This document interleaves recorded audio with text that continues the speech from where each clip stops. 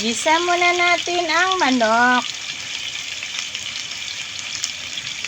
Hayaan ganyan until mag-brown.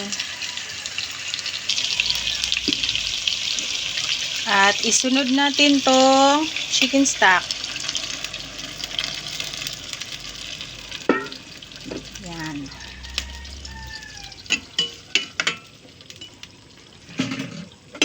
May timpla na yan kasi yung pinabukalan ko siya. Tinimplahan ko na. Pinabukalan. At isunod natin tong tomato sauce. Depende na sa inyo guys kung gaano karami. Ako ito lang. Inubos ko ang 115 grams. At isunod itong tomato paste.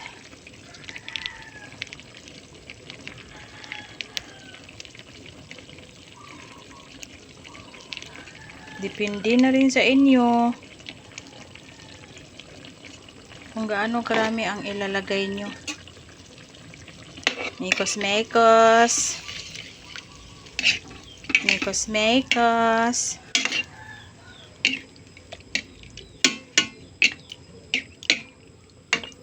Iwan ko ba guys kung matatawag ba itong kalderitang manik.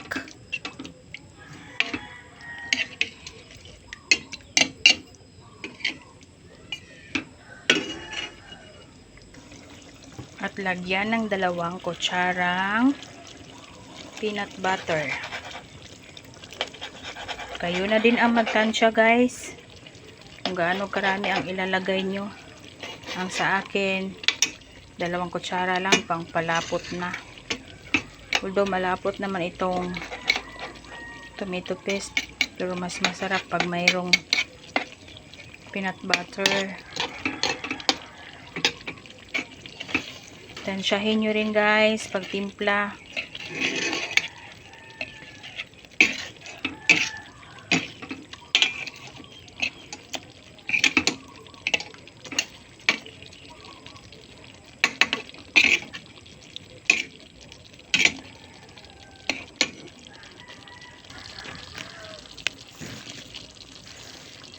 Lagyan ng kaunting sugar para balanse ang lasa.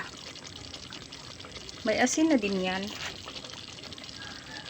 Kayo na rin ang bahala paano magtansya ng timpla. Yan.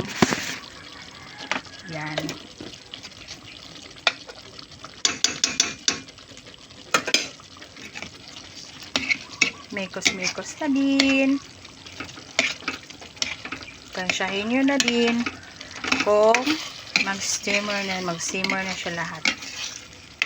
Uy, sarap nito guys. Sabaw pa lang ulam na. Hinaan ng apoy.